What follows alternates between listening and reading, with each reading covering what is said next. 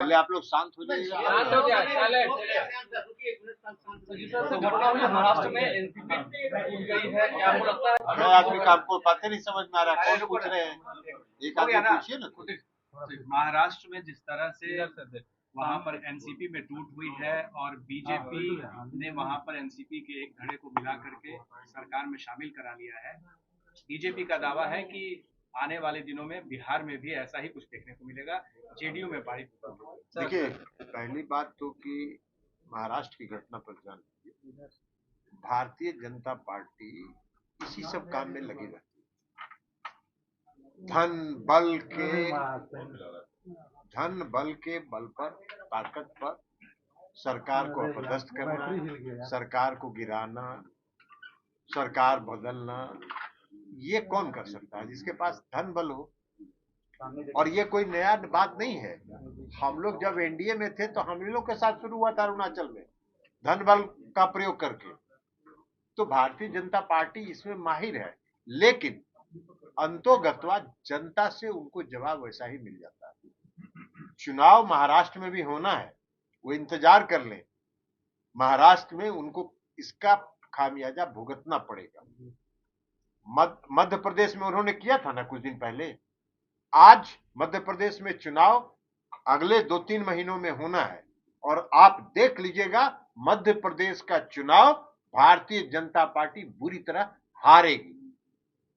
तो इसलिए क्षणिक लाभ के लिए वो जितना धन बल का प्रयोग कर ले उससे कोई फर्क नहीं पड़ता है। जनता सब आंख खोल कर देखती है इनके कारनामों को, इनके काले कारनामों को। अब अभी कुछ दिन पहले प्रधानमंत्री जी का भाषण सुन रहे थे। प्रधानमंत्री जी कह रहे हैं कि महाराष्ट्र में एनसीपी 7,000 करोड़ रुपए के घोटाला में एनसीपी के नेता फंसे हुए हैं। बाबू जितने थे सब तो वॉशिंग मशीन में चले गए, बीजेपी के वॉशिंग में। अब तो साफ होके निकलेंगे, सफेद होके निकलेंगे। क्या बात करते हैं? ये डर दिखा के लोगों को भयभीत करके, धन बल का प्रयोग करके ये सब काम करते हैं। अगर महाराष्ट्र में बहुत दिन पहले श्री एकनाथ शिंदे को इन्होंने दल बदल करके मुख्यमंत्री बनाया, काहे नहीं बम्बई म्युनिसिपल कॉर्पोरेशन का चुनाव करवा रहे? साहस नहीं है उनको मुंबई म्युनिसिपल कमिश्नर का चुनाव कराना, इसलिए बुरी तरह हारेंगे वो। उनको मालूम है कि वो हारेंगे और इसका भी परिणाम यही होगा कि महाराष्ट्र में चुनाव होगा, वो बुरी तरह हारेंगे लोकसभा के चुनाव। तो बिहार में भी ऐसी मोदी जी, सुशील मोदी जी मुंगेरी लाल का हसीन सपना देखते रहते और वो फिर मुंगेरी लाल का हसीन सपना देख रहे हैं। देखिए, कोई सीरियस आदमी अगर कोई बोले तो उसका सीरियस जवाब दिया जाता है। मोदी जी सीरियस आदमी है ही नहीं, वो बेचारे परेशानी में है। अब अभी लखीसराय में गृह मंत्री जी आए थे, उनको बुलाया भी नहीं था। हम सुने कि मोदी जी को गए थे वहां सुशील जी। अरे सुशील जी गए थे वहां, आप लोग में से कोई देखे उनका फोटो? नहीं गए, नहीं गए थे। सबसे किनारे बैठे थे। अरे सबसे किनारे बैठे तो हम तो देखे थे कि मोदी अमित शाह जी जितना नाम पढ़ रहे थे उसमें सुशील मोदी जी का नाम तो नहीं पढ़े थे। तो उनका बेचारे का हासिल बहुत ही दुर्गति वाला हासिल हो चुका है भारतीय जनता पार्टी में। वो प्रयास में है, लगे हुए हैं कि किसी तरह वो पुनर्स्थापित हो जाए। हम लोग के भी अच्छे मित्र हैं, नीतीश जी से उनका अच्छा संबंध है। हम लोग भी चाहते हैं कि वो पुनर्स्थापित हो जाए बीजेपी में। अभी 24 आने वाला है, लेकिन वो बेचारे प्रयास में। आप बताइए ना, मोदी जी का हमने देखा कि मोदी जी हर घर, गृह मंत्री जी ने भाषण दिया और कहा कि हर घर नल का जल बिहार में पहुंचाया कि नहीं पहुंचाया, पहुंचाया कि नहीं पहुंचाया। अरे हर घर नल का जल आपकी योजना है क्या? बिहार में 1 रुपया भी लगा है क्या आपका? नहीं लगा है।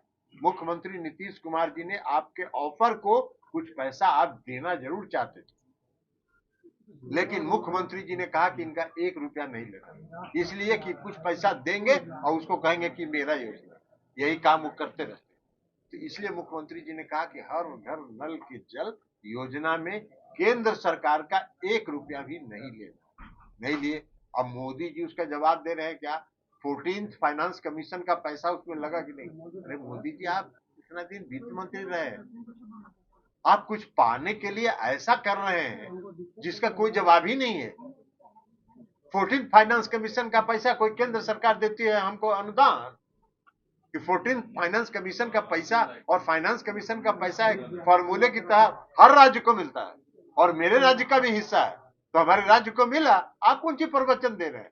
तो सीरियस आदमी की बात का जवाब दिया जाता है, जो गंभीर है ही नहीं, अपना पद अपना स्थान सुरक्षित रखने के लिए, खुश करने के लिए कुछ बोलता हो, उसकी बात का जवाब नहीं देना एनसीपी चाहिए। में टूट का क्या असर पड़ेगा? क्या विपक्षी नेता कोई असर नहीं पड़ेगा, बल्कि विपक्षी दल जो हैं उनके इस कारनामों से और मजबूती के साथ एक होंगे, और ये उनका कारनामा जो है ये इस बात का प्रमाण है कि वो घबराए हुए हैं।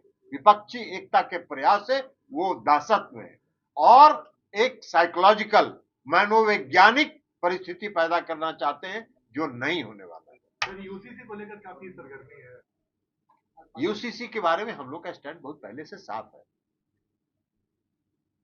समान आचार संहिता जो है कई धर्मों को प्रभावित करता है और सभी धर्मों के जो स्टेक होल्डर्स हैं, सभी धर्मों के प्रभावित लोग हैं, जब तक उनमें आम सहमति नहीं होगी तब तक आप इस कानून को लाना उचित नहीं है इस देश में।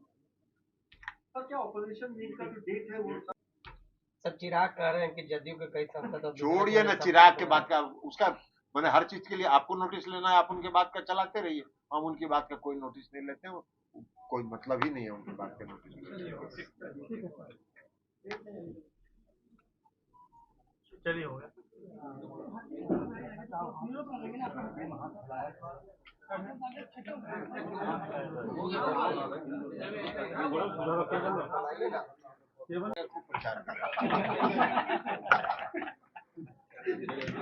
चलिए साकेत जी,